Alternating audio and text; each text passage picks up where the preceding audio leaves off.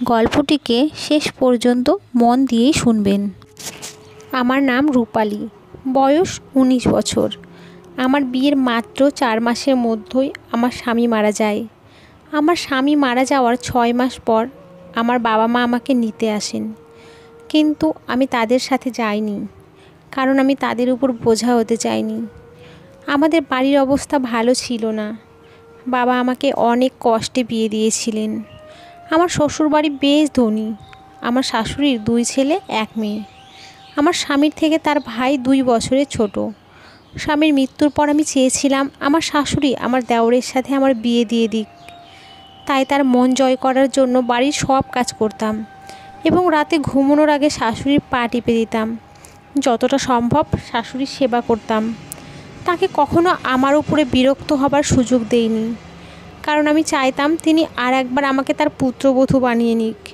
একটা ননদ ছিল যে বিবাহিত এবং সে খুব কম এই বাড়িতে আসতো, কেননা আমার শাশুড়ি তার বিয়ে খুব ধনী পরিবারে দিয়েছিলেন। তাই সে বেশিরভাগ সময় তার শ্বশুর বাড়িতেই থাকতো এবং সে সুখী জীবন কাটাচ্ছিল তার শ্বশুর বাড়িতে।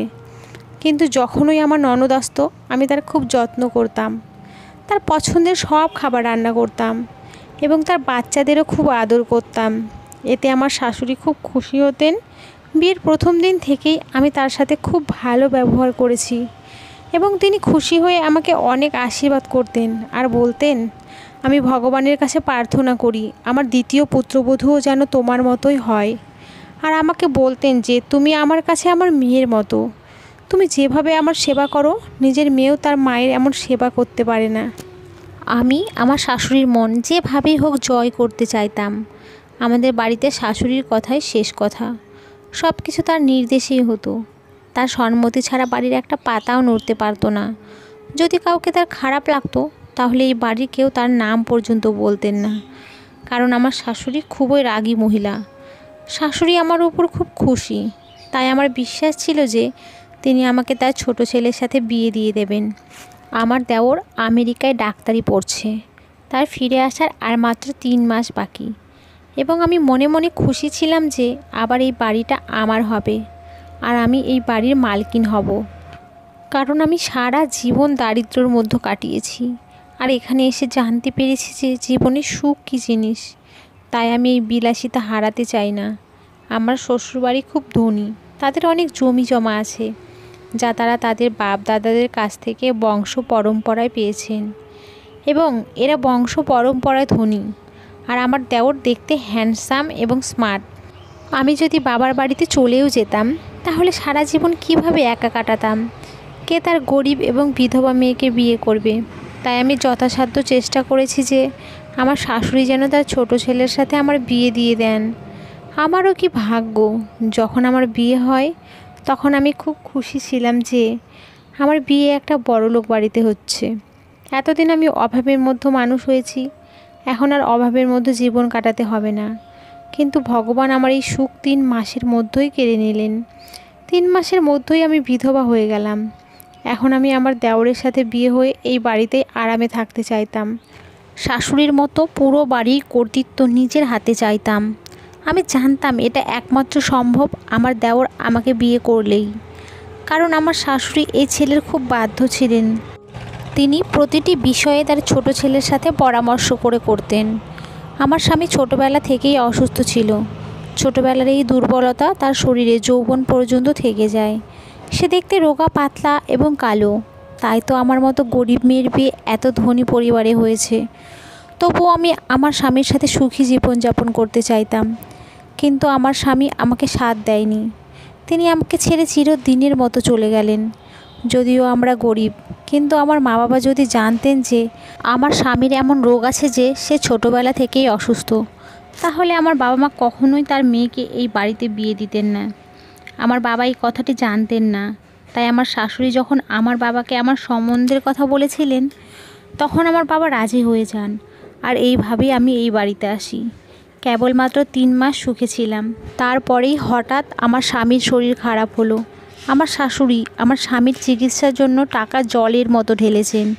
এমনকি চিকিৎসার জন্য তাকে অন্য দেশে পাঠাতে চেয়েছিলেন, কিন্তু তার কাছে সময় খুব বেশি ছিল না।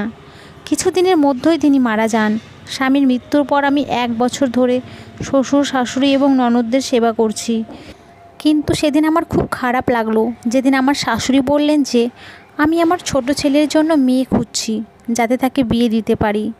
মনে মনে ভাবলাম, যদি তাদের সামনে দিনরাত দাসীর কাজ করি, যদি তাদের সেবা যত্ন ঠিক মতো করতে থাকি, তাহলে হয়তো আমার শাশুড়ি খুশি হয়ে আমাকে তার ছোট ছেলের বউ বানাবেন। কিন্তু আমি ভাবতেই পারিনি যে আমার সমস্ত পরিশ্রম এবং আশা বৃথা যাবে। একদিন আমি এবং শাশুড়ি খুব নামকরা এক তান্ত্রিক বাবার কাছে গিয়েছিলাম। না জানি কতদিন ধরে আমার শাশুড়ি এই বাবার কাছে আসছিলেন। তিনি প্রতি সোমবার বাবার কাছে আসতেন এবং তার আশীর্বাদ নিতেন।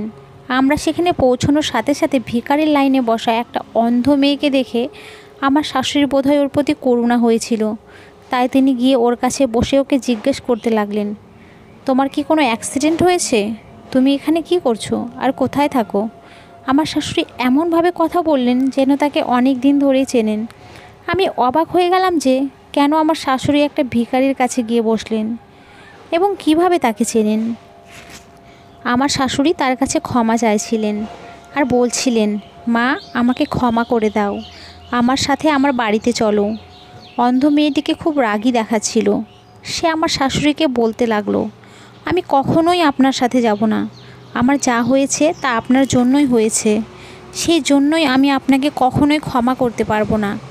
আমার শাশুড়ি কাঁদতে কাঁদতে তার কাছে ক্ষমা চাইছিলেন এবং তাকে বলছিলেন যে তুমি যেমনটি চাইতে এখন ঠিক তেমনটিই হবে। তোমার মনে যা কিছু ইচ্ছা তা পূরণ হবে, তুমি শুধু আমার সাথে চলো। আমার শাশুড়ি অন্ধ ভিখারিকে বাড়িতে নিয়ে এসেছেন।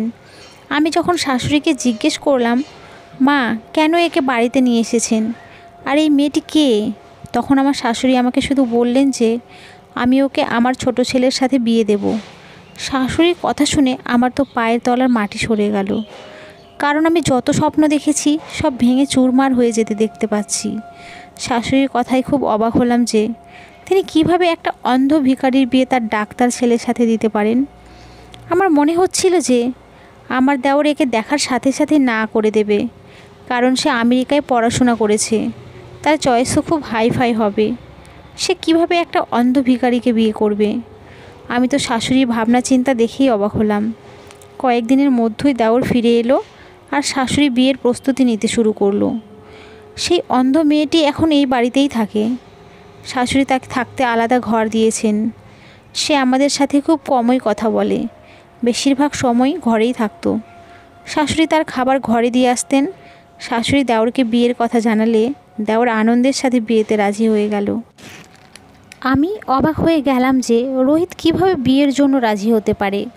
ও কিভাবে একটা অন্ধ ভিখারিকে পছন্দ করলো। তারপরে আবার ভাবলাম, আমার শাশুড়ি হয়তো রোহিতকে বলেনি যে সে তার জন্য যে মেয়েকে ঠিক করেছে সে অন্ধ। আমি চেষ্টা করছিলাম কোনোভাবে দেওরকে এই কথাটা জানাতে। একদিন সুযোগ পেয়ে রোহিতকে উস্কে দেওয়ার চেষ্টা করলাম। রোহিত, তোমার মা তোমাকে একটা অন্ধ ভিখারির সাথে বিয়ে দিতে চায়। আমার কথা শুনে রোহিত আমার দিকে অবাক চোখে তাকিয়ে বলল, বৌদি, চিন্তা করো না, মায়ের উপর আমার পূর্ণ বিশ্বাস আছে, তিনি আমার সাথে খারাপ কিচ্ছু করবেন না। আমি মাথা নিচু করে চুপ হয়ে গেলাম। বিয়ের সময় দেওর মেয়েটিকে দেখে এমন খুশি হলো যেন সে এত খুশি আগে কখনোই পায়নি। তার খুশি দেখে অবাক হয়ে গেলাম যে দেওর এত খুশি কেন। একটি অন্ধ মেয়ে তার বউ হতে যাচ্ছে, তারপরও সে এত খুশি। আমার অবাক হওয়ার পালা কিছুতেই কম ছিল না।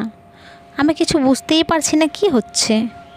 দেওরের বিয়ে সেই অন্ধ মেয়ের সাথেই হয়ে গেল আর আমার চোখের সামনে দিয়ে সে তার স্ত্রীর হাতে চলে গেল। এখন পর্যন্ত আমার দেখা সব স্বপ্ন ভেঙে চুরমার হয়ে গেল। শাশুড়ি আমাকে নির্দেশ দিয়েছিলেন যে এখন থেকে তোমার দেওর আর তোমার জায়ের সমস্ত দায়িত্ব তোমাকেই নিতে হবে, কারণ তোমার যা অন্ধ, তাই তার খাওয়া দাওয়া থেকে তার সব দায়িত্ব তোমার উপরে দিলাম। আমার তো এই কথাটা একদমই পছন্দ হয়নি যে প্রথমে তো শাশুড়ির সেবা করতাম, এখন শাশুড়ি আবার জায়ের কাজের দায়িত্ব আমার কাঁধে তুলে দিয়েছেন। আমি সাহস করে শাশুড়ির সাথে কথা বলার সিদ্ধান্ত নিলাম এবং তার রুমে গেলাম। আমি তাকে জিজ্ঞেস করলাম, তিনি আমাকে নিয়ে কি ভাবছেন আর কতদিন আমাকে এভাবে তাদের বাড়ির কাজের মেয়ে বানিয়ে রাখবেন? প্রথমে তো শুধু আপনি ছিলেন, এখন তো আপনি একটি অন্ধ মেয়েকে আমার মাথার উপর চাপিয়ে দিয়েছেন। আপনি আমার স্বামীর মা, তাই আমি মনে প্রাণে আপনার সেবা করতাম, কিন্তু আমি সেই অন্ধ ভিখারি চাকরানি হতে পারবো না। শাশুড়ি আমাকে বললেন, এখানে এসে আমার কাছে বসো, আমি তোমাকে বলছি মেয়েটি কে। এখন আমার শাশুড়িকে মোটেও পছন্দ হচ্ছিল না। আমার মন চাইছেই না তার কাছে যাই। মনে হচ্ছিল এই মুহূর্তে এই বাড়ি ছেড়ে কোথাও চলে যাই, কারণ আমার সমস্ত উদ্দেশ্য ব্যর্থ হয়েছে। এখন আর তাদের কথা শুনে আমার কী লাভ। কিন্তু বাধ্য হয়ে তার কাছে গিয়ে বসলাম। শাশুড়ি বলতে শুরু করলেন, সেই সময় রোহিত আমেরিকায় যায়নি, আর এই মেয়েটির নাম জ্যোতি, আমাদের এলাকায় থাকতো। রোহিত এবং জ্যোতি একে অপরকে ভালোবাসতো। রোহিত আমাকে অনেকবার বলেছিল তার সম্বন্ধ নিয়ে জ্যোতিদের বাড়িতে যেতে, কিন্তু ওরা আমাদের চেয়ে গরিব, আর আমি রোহিতের বিয়ে খুব ধনী পরিবারে দিতে চাইতাম। রোহিত আমাকে অনেকবার বলেছে যে ভালোবাসার কাছে টাকার কোনো মূল্য নেই, কিন্তু আমি বুঝতে পারিনি। আমি মেয়েটির বাড়িতে গিয়ে তাদের বলেছিলাম, তোমার মেয়েকে বলো আমার ছেলের থেকে দূরে থাকতে। আমি জানি তোমাদের নজর আমার ধন সম্পদের দিকে, সেই জন্যই তোমরা তোমাদের মেয়েকে দিয়ে আমার ছেলেকে ফাঁদে ফেলেছো। কিন্তু তোমরা যা চাও তা মোটেও হবে না। আমি কিছুতেই এটা হতে দেব না। জ্যোতির মা কাঁদতে কাঁদতে আমাকে বলেছিল যে আমরা আমাদের মেয়েকে এরকম কিছুই বলিনি। আমরা গরিব, কিন্তু আমাদেরও মান সম্মান আছে। আপনি এখানে এসে এরকম নাটক করলে আমাদের মান সম্মান ধুলোয় মিশে যাবে। ভগবানের দোহাই, দয়া করে এখান থেকে চলে যান। সেই মহিলা আমাকে বলেছিলেন, আজকের পর আমি আমার মেয়েকে আপনার ছেলের সাথে মেলামেশা করতে দেব না। আপনি নিশ্চিত হয়ে বাড়ি যান। আমি যখন তাদের বাড়িতে গিয়ে তাদের কথা শোনাচ্ছিলাম, তখন বাইরে অনেক লোক জড়ো হয়। আশেপাশে সবাই এই তামাশার কথা জানতে পেরে যায়। গরিব মেয়েটির মা লজ্জায় কাঁদছিলেন। আমি বাড়িতে ফিরে আসার পর রোহিত আমার সাথে মোটেও কথা বলছিল না। আমি তাকে খাবার খেতে ডাকলাম, কিন্তু সে খাবার খেতে চাইল না। রোহিতের এই অবস্থা আমি সহ্য করতে পারছিলাম না, কারণ আগে কখনো এমন হয়নি যে রোহিত আমার সাথে কথা বলেনি এবং আমার কোনো প্রশ্নেরও উত্তর দেয়নি। রোহিত খুব বাধ্য ছেলে ছিল, আমার একবার ডাকতেই ছুটে আসতো। আর এখন এসব হচ্ছে কারণ মেয়েটি তাকে ফোন করে সব বলে দিয়েছে যে আমি তাদের বাড়িতে গিয়ে পুরো পাড়ার সামনে তার বাবা মাকে অপমান করেছি। পরের দিন সকালে রোহিত যখন বাইরে যাচ্ছিল, আমি জিজ্ঞেস করলাম, কোথায় যাচ্ছ? সে আমাকে বলল যে জ্যোতির সাথে দেখা করতে। আমি তাকে অনেক নিষেধ করলাম। তাকে বললাম যে আমি তাকে কখনোই ওই গরিব বাড়ির মেয়ের সাথে বিয়ে দেব না। ওদের নজর শুধু আমাদের ধন সম্পদের দিকে, যা তুমি দেখতে পাচ্ছ না। আমার এসব কথা শুনে রোহিত বাইরে চলে গেল। সে আমার কথার কোনো উত্তর দিল না। কিছুক্ষণ পর যখন সে ফিরে এলো, তখন সে জোরে জোরে কাঁদছিল, আর রুমে গিয়ে সেখানে রাখা সব কিছু ভেঙে তছনছ করে দিল। মনে হচ্ছিল যেন ওর মাথায় পাগলামির ভূত চেপেছে। আমি ওর রুমের দরজায় ধাক্কা দিলাম, কিন্তু ও কোনো উত্তর না দিয়ে রুমের ভিতরেই থাকলো। সারাদিন খাবার খেলো না। আমি রোহিতের এই অবস্থা মোটেও সহ্য করতে পারছিলাম না, কারণ আমি তার মা। আমি তাকে নিজের জীবনের চেয়েও বেশি ভালোবাসতাম। বড় ছেলে আগে থেকেই অসুস্থ, কিন্তু আমি আমার এই ছেলেকেও হারাতে চাইনি। আমি মেয়েটিকে ফ্যামিলি সহ শহর থেকে বের করে দিতে চাই, কারণ আমার মনে হচ্ছিল যে তারা যদি এখান থেকে চলে যায় তবে রোহিতের সাথে মেয়েটির যোগাযোগ থাকবে না। এরপরে ধীরে ধীরে তাকে ভুলে যাবে এবং সব কিছু ঠিক হয়ে যাবে। সেদিন রোহিত রুম থেকে বের হয়নি। আমি আবার মেয়েটির বাড়িতে যাই এবং মেয়েটির বাবা মাকে বলি যে আপনারা এই শহর ছেড়ে দূরে কোথাও চলে যান। বিনিময়ে তোমরা যত টাকা চাইবে আমি দেব। শুধু আপনারা মেয়েকে বলুন আমার ছেলের জীবন থেকে সরে যেতে। তখনই জ্যোতি ঘর থেকে বের হয়ে এসে আমাকে বলতে লাগলো, আপনি নিশ্চিত থাকুন, আমি কখনোই আপনার ছেলের সাথে দেখা করব না। রোহিত কালও আমার সাথে দেখা করতে এসেছিল, কিন্তু আমি তাকে বাড়ি ফেরত পাঠিয়েছি। তার সাথে সম্পর্ক চিরতরে শেষ করে দিয়েছি। জ্যোতি আমাকে বলল, আমরা আপনাদের টাকা চাই না। আমরা আগে থেকেই ভেবে নিয়েছি যে আমরা এই শহর ছেড়ে আজ রাতেই চলে যাব। আপনার ছেলেকে আমাদের পিছন না নিতে এবং আমাদের শান্তিতে থাকতে দিতে বলবেন। আপনার ছেলে আমার পিছনে পড়েছিল। সে আমাকে সব সময় বলতো যে আমি বিয়ে করলে শুধু তোমাকেই করব, কিন্তু আমি তাকে বলেছিলাম যে আমি তোমাকে কখনোই বিয়ে করব না, কারণ আমি জানতাম যে এরকম কিছু হবে। কারণ আপনাদের চোখে টাকা আর টাকার জোরে ক্ষমতা এবং খ্যাতি আপনাদের প্রিয়। আপনার ছেলে কিসে সুখী হবে তাতে আপনার কিছুই যায় আসে না। আমি যতই রোহিতের থেকে দূরে থাকতাম, রোহিত ততই আমার কাছে আসার চেষ্টা করতো। আর তারপরে আমিও একই ভুল করলাম যে আমিও ধীরে ধীরে তার প্রেমে পড়তে শুরু করলাম। রোহিত আমাকে বলতো যে তুমি চিন্তা করো না, মা আমাকে খুব ভালোবাসেন। এবং অবশ্যই আমার সুখের জন্য মেনে নেবেন। আমি দুঃখিত যে রোহিতের ধারণা এত বড় ভুল ছিল যে তার মা তার সুখের জন্য সব কিছু মেনে নেবেন। আমি জ্যোতিকে বললাম, আমাকে কিছু বোঝানোর দরকার নেই, যত তাড়াতাড়ি সম্ভব শহর ছেড়ে বেরিয়ে পড়ো। এই বলে বাড়ি ফিরে দেখি রোহিতের অবস্থা খারাপ। ভেবেছিলাম এটা কয়েকদিনের ব্যাপার, ধীরে ধীরে ঠিক হয়ে যাবে এবং জ্যোতিকে ভুলে যাবে। সেরকম কিছুই হলো না। দিন দিন রোহিতের অবস্থা খারাপ হচ্ছিল। সে খাওয়া দাওয়া একেবারেই বন্ধ করে দেয়। এরপরে একদিন রোহিত অজ্ঞান হয়ে পড়ে এবং অজ্ঞান অবস্থাতে জ্যোতির নাম বারবার বলছিল। সেদিন আমি বুঝতে পারলাম, যদি জ্যোতির সাথে আমার ছেলের বিয়ে দিতাম তাহলে আজ এই অবস্থা হতো না। রোহিতকে হাসপাতালে ভর্তি করানো হলো। যেদিন রোহিতের জ্ঞান ফিরল, সে কাঁদছিল আর বলছিল যে, মা, আমাকে জ্যোতির কাছে যেতে হবে, ভগবানের দোহাই আমাকে জ্যোতির সাথে দেখা করিয়ে দাও। আমি ওকে ছাড়া মরে যাব, আমি ওর সাথে দেখা করতে চাই। কিন্তু ও নিজেই আমার সাথে দেখা করতে চায় না। আমি ওর সাথে দেখা করতে গিয়েছিলাম, কিন্তু ও আমার সাথে সমস্ত সম্পর্ক শেষ করে দেয় আর ও আমাকে ছেড়ে দেয়।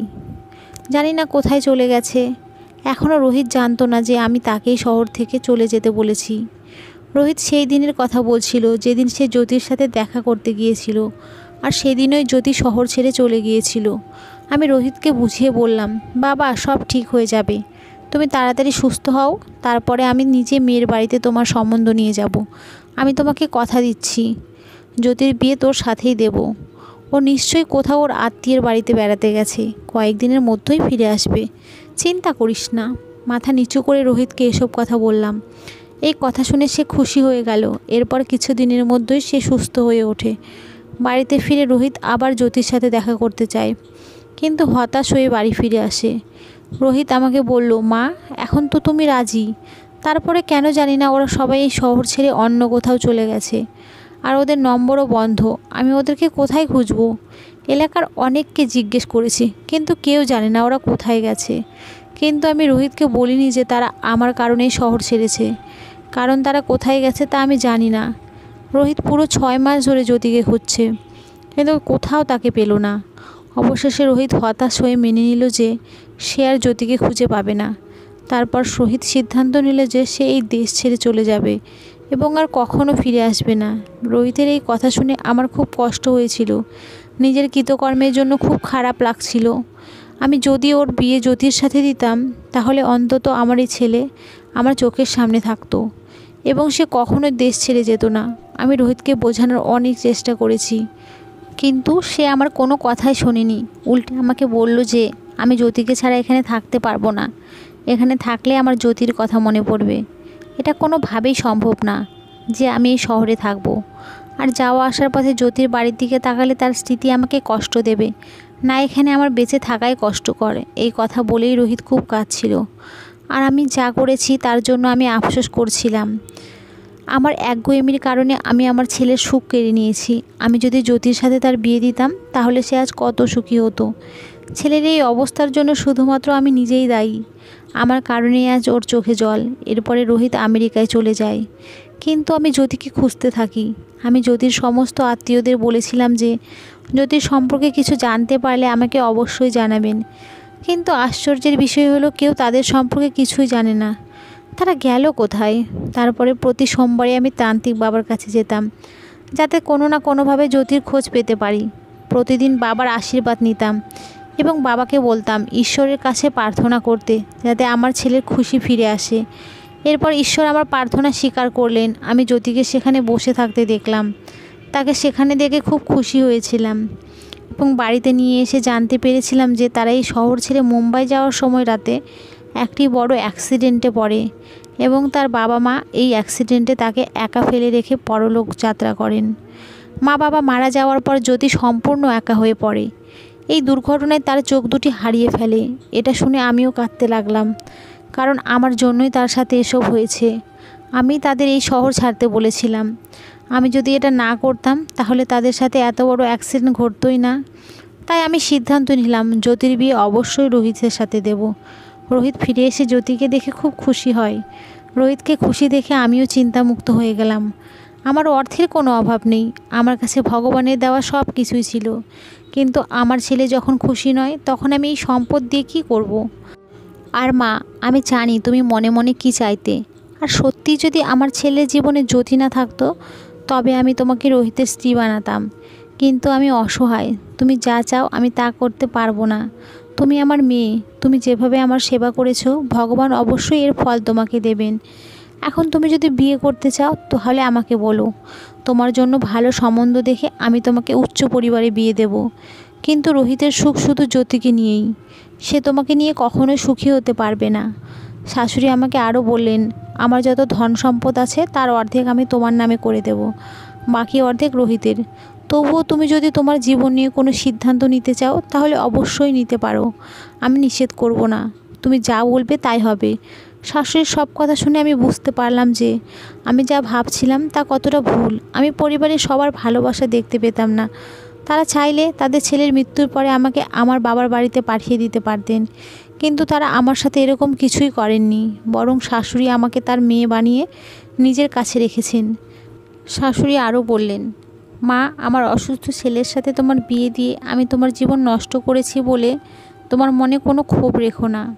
আমি আমার বড় ছেলেকে তোমার সাথে বিয়ে দিয়েছি, কারণ ডাক্তার আমাকে আশা দিয়েছিলেন যে আমার ছেলে সুস্থ হয়ে যাবে। কিন্তু আমি জানতাম না যে তার জীবন এই কদিনের।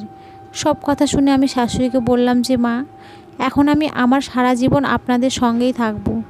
এ বাড়িতে এত সুখ পাবো কখনো ভাবিনি। আপনি আমাকে যা দিয়েছেন তা আমার জন্য অনেক, আমি এর বেশি চাই না।